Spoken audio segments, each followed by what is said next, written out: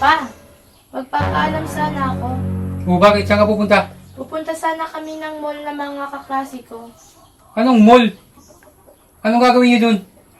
Maglalandian lang kayo dun, hindi pwede. Tsaka nagpapaalam ka pa lang, nakabihis ka na kaagad ha. Parang sigurado ka na papayagan kita. Eh pa, alam ko naman na papayagan nyo ako. Kasi ang pogi-pogi nyo.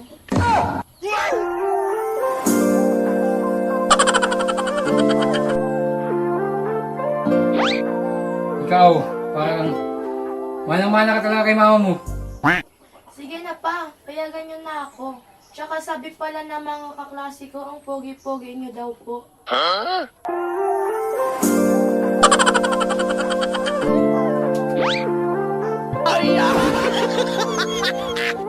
We, sinabi nila yun? Oo pa, sinabi nila yon. Sinabi pa nga nila na papayagan mo ako kasi ang pogi-pogi nyo daw po.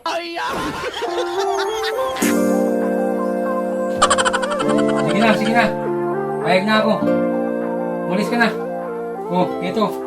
2K. Libre mo yung mga klase mo ha.